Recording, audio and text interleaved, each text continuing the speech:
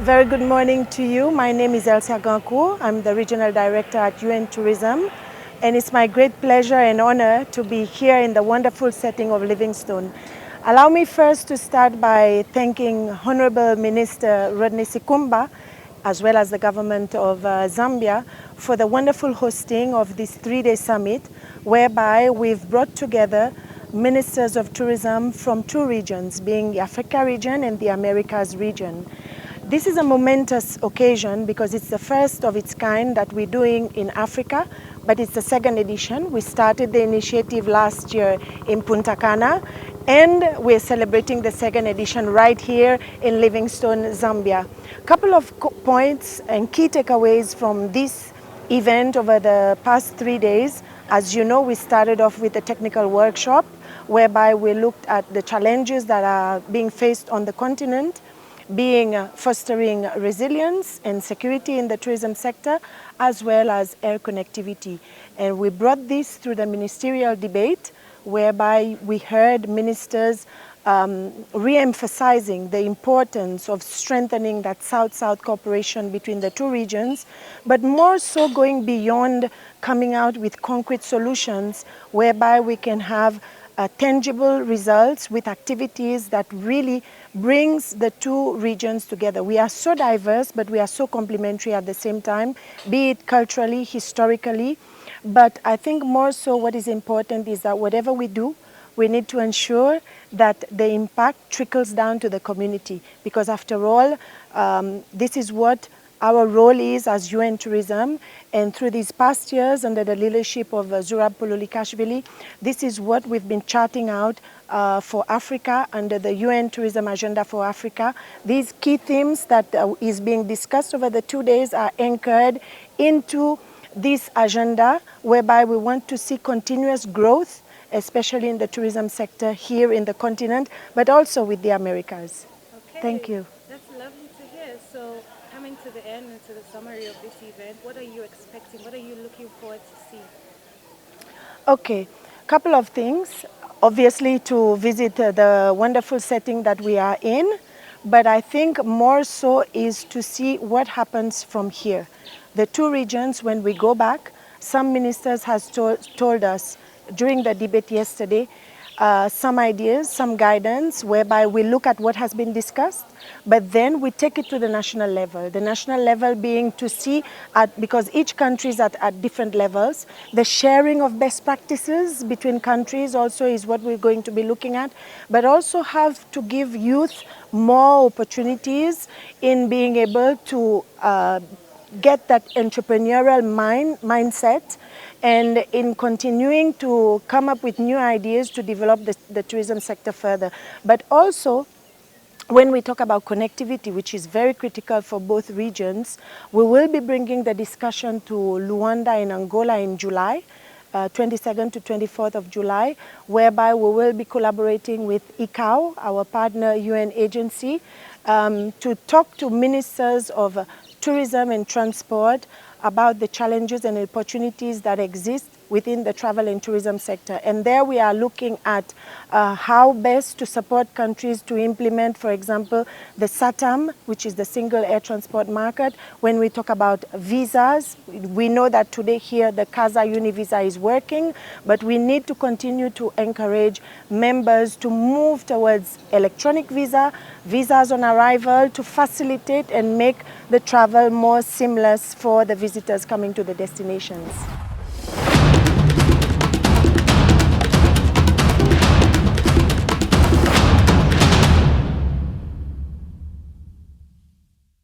So P.S. Mahanga, you attended the first opening session and you gave a keynote speech. Sure. Are you able to share with us from a high level in terms of the key points that you were driving across in your speech you delivered this morning? First of all, it's to make sure that there is heightened awareness of the destination Zambia itself, and in particular Livingstone, where this summit is being held.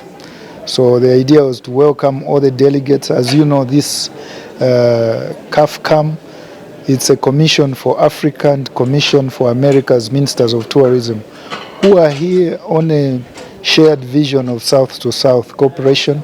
So it's important that they know in the destination where they've come, because that's an opportunity for us. But if you've seen, after welcoming them, the technical meetings started to happen as well. And within the theme of innovation, the theme of actually cooperation and investments as well, you have seen that we were talking about the legacy of what has happened actually in the tourism sector in terms of growth. That's quite important. But we are coming from the backdrop of COVID, and post-COVID numbers are showing tremendous growth in all the sectors within the industry. But it doesn't happen by mistake, as they are talking about. You have to think pre-crisis, and also when the crisis comes, and also post-crisis, what do you do to ensure that there is resilience in your strategy? So it's very, very important. But for nature-based type of tourism, we have seen also in terms of how do we ensure that there is sustainability. We need to embrace, digital innovation to ensure that the world, as it moves in its dynamics of big data analytics, and for tourists who also know destinations from the digital platforms, they should be able to access that information easily. And this is why we need the young techs, those young people, for the jobs that this industry creates. You heard that if you invest much more in tourism, there are more jobs to be created actually. Not just core tourism sectors, but subsectors as well, in transport, in those that are in the value chain like agriculture, industry. They will be able to benefit. The hotels themselves, because they are consumers of all these things that come from tourism. So people to people, transportation, and everything else that you talk about. So that crisis, you'll be able to deal with it. We saw that. But they were also talking about examples of what happened in certain destinations like France, when there was that fire at Eiffel Towers itself. How do you come back and ensure that you can be able to reposition yourself and be a destination of choice? Also cooperation, people to people, and knowing the best practices that we talked about it as well. And there are sidelines that have been happening within the course of the meeting. So we just had, for example, from Dominican Republic, which has grown tremendously from 2 million in 5 years to 10, 11 million tourists visiting their country. So there are more tourists than actually the population of Dominican Republic itself. And there are many examples like that. We had Colombia doing 5-6 million. So this element of sharing knowledge, sharing best practices is what will come out of this Cafcam meeting, because South-to-South cooperation, what does it mean? This basically people movement from South Americas, from Africa, and interchange of trade as well. That's quite important. But also exchange of ideas, exchange of technology, and what has worked there, so that we don't reinvent the wheel. So in a nutshell, that's what I can be able to say. That's my major takeout. And as we join even the ministers' meetings tomorrow, SG Zurab will be able to open it as well. And I like the passion, the strategy that he's taken, the friendship of the UNTO. He's the only SG so far that has brought, Africa to the forefront on the decision tables. The CAF is also very, very active now as Commission of Africa, because they're going to have it in June, for example, before their General Assembly that will happen in Riyadh in November. So the whole roadmap, the whole milestones that are happening within the tourism sector, it's very deliberate. And as the President said yesterday when he paid a courtesy score on him, the idea is to make sure that we are deliberate, we are intentional about what we want to do in the sector. And that's what Zambia is doing. And he demonstrated that, looking at the expanse of Zambia, 750,000 square kilometers of a country, it's quite relatively huge. And how do you make sure that connectivity by road is there? But also, how do you start moving tourists from one town to the other. So we're doing connectivity, for example, Livingstone with Kafue National Park, South Luangwa National Park, and Liua National Park as well through the Great TDP project. Where are we doing that to ensure length of stay for our tourists? When they come, we can be able to move them around this whole circuit, but also the longer they stay, the more money they spend in the destination, and obviously more jobs are created, and those who get jobs, they start paying taxes as well, but also for the services that they consume, government starts to generate the taxes that are required to give the services that are needed also for the people that might indirectly not be involved even in tourism, or not directly involved rather, but they'll enjoy the services through funding of CDF. How does money from CDF come? It's from the taxes that government collects. But so when you see, it is all connected, and that's what this government is all about. So it's very intentional, very deliberate about the tourism sector growth going forward.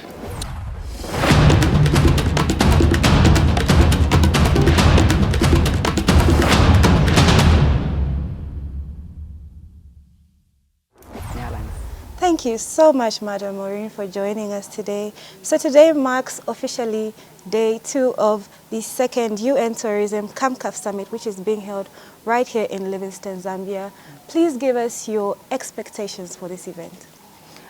This event is the second edition of UN Tourism Summit that brings together Africa and the Americas regions to deliberate on issues around tourism growth and development. And the expectations from this event, actually is already like halfway done, is how can we deliberate from these two regions and share ideas, share experiences and knowledge, and collaborate on how we can grow the tourism sector, because the Americas and the Africa region face some similarities in terms of the marketplace, similarities in terms of the challenges and opportunities that these two regions are going through.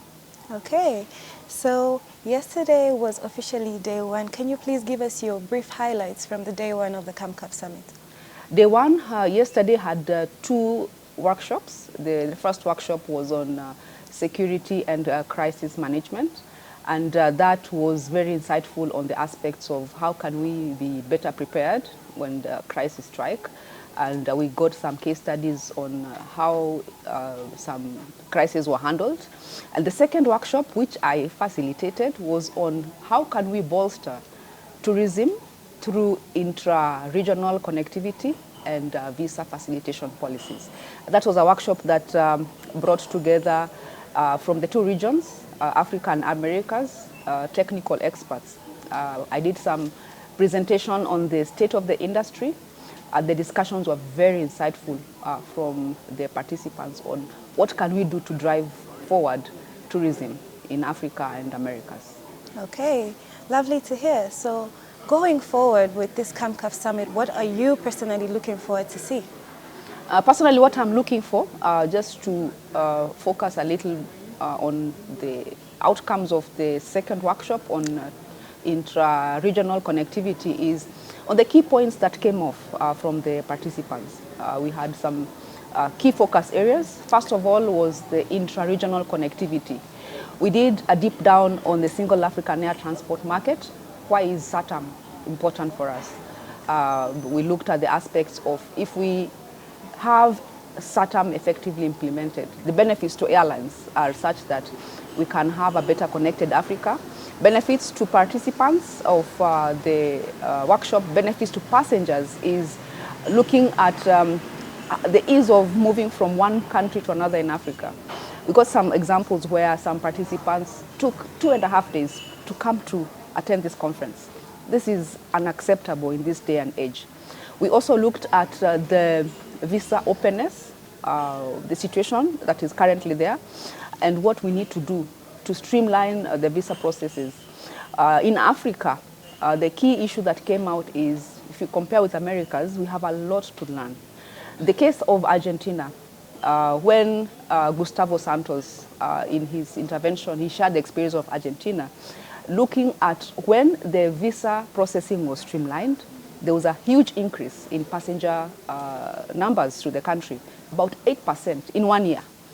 So this was a case in point where in Africa, if we can streamline visa processing, we can make it easier for Africans to travel, then the results are actually very clear. A challenge for Africans is, on average, an African needs to have a visa to travel to 34 countries. 34 countries. And if you look at the other regions, for example, the Schengen zone, within the region, the citizens do not need a visa. So some of these very low-lying actions that we can take from our own African states can streamline the processes, can make the ease of travel and access much easier.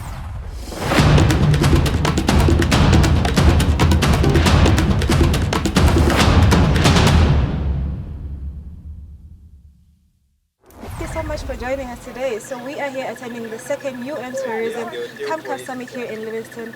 Please give us your brief highlights concerning this event. Thank you. Like you have said, my name is Rebecca Miano, the Cabinet Secretary for Tourism and Wildlife from Kenya. This is my third day here in Livingstone, attending the second UN Tourism Africa and Americas Commission. And it has been quite an engaging session. And on the first day, we all congregated, and it was a time to open dialogues and to forge partnerships. And some of the highlights of the discussions that we have had today is the progress that we have seen in the tourism sector in the two continents. Very happy that the sector is on an upward trajectory. We were shown the numbers and the graphs indicating that the two continents are doing quite well in terms of the growth for tourism. We also discussed issues that we need to focus on, and specifically issues of connectivity, and that is air connectivity and other infrastructure. We have seen that that is a very big barrier. Some of the delegates that came here to Livingstone had up to 36 hours of travel because of indirect connections, and there were great ideas on how we can have better connectivity and better access.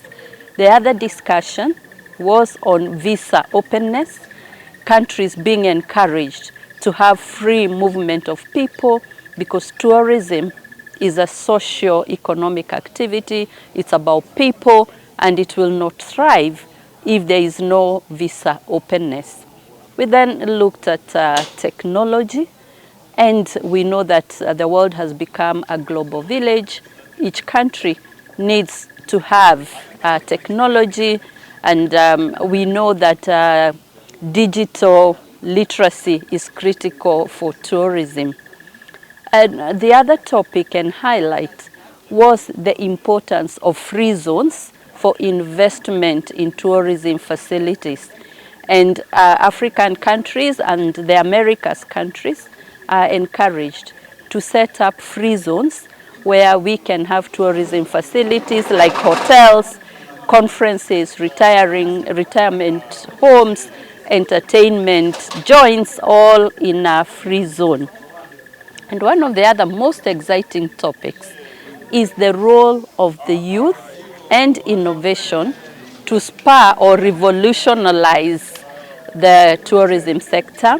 We appreciate that, especially in Africa, 70% of populations in African countries, 70% is youth.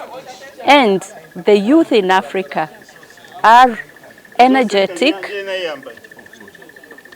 The youth in Africa are many. They are energetic, they are innovative, they are digitally literate, and we really need to get jobs for them and encourage them to be entrepreneurs, to come up with new products using innovation, and that these are really, really exciting ideas. The final highlight I would like to bring up is on crisis management, preparation for crisis. We are all prone to crisis, and crisis affects tourism directly, so there is need for preparedness and there is need for swift crisis management so that our destinations, both Africa and the Americas, remain resilient in terms of crisis. And of course, we need to address other challenges of sustainability and climate change. So in all, the Zambia second tourism summit, ministerial summit, has been a resounding success. And the conversations, if they continue, we are going to see quite a lot of progress in the promotion and development of tourism in the two continents.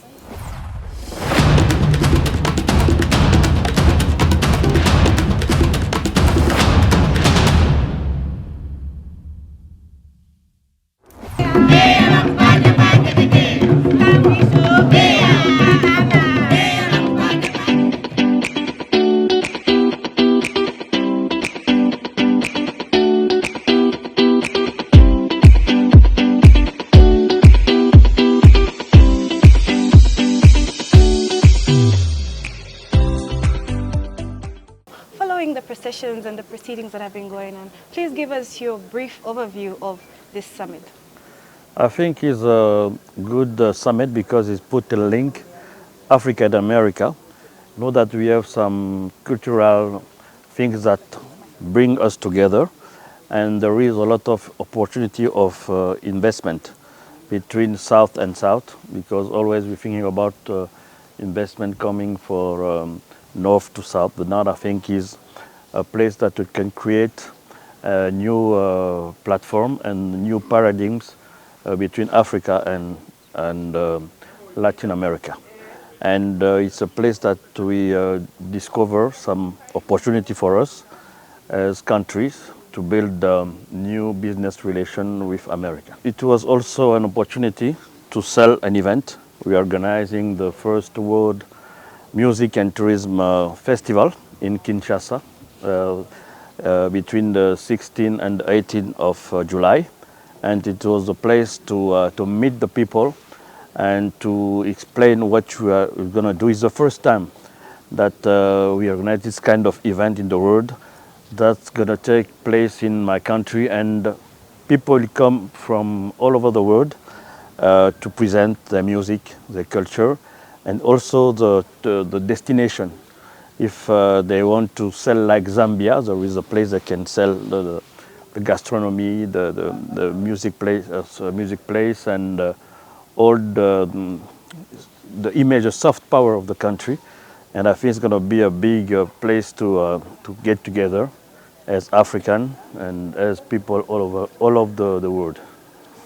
It's more about investment in infrastructure, because I think is one of the lack we have, and also about connectivity. To come in Zambia, I have to go to South Africa, then take a plane and come here. And this takes time, sometimes like 8 hours, 10 hours. But if I go straight from Kinshasa to Lusaka, it's going to take less time. And for a tourist, it's important that you don't waste your time in the plane. You have to waste your time when you arrive at destination and take time to visit places. And I think it was one of the message we receive here is how to increase investment between America and Africa, and also to see what kind of things we have to do to improve also connectivity. Oh, I just invite everybody to come in Kinshasa for my festival, taking place from the 16th to the 18th of July. And I think it's going to be a good place to exchange experience and to make African and American, European closer. And it also be a festival theme was going to be peace in DRC and peace in Africa.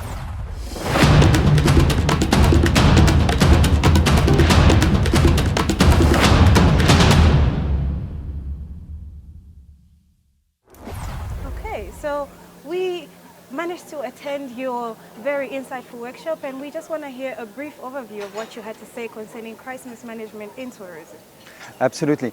The UN Tourism has been involved in fostering the resilience of destination through the learning of best practices, good ideas, challenges. The idea here is whatever a destination is facing in terms of challenging natural disasters, security issues, man-made disasters, that's most of the time the same problem for just about everyone. And so what works well somewhere can be replicated elsewhere.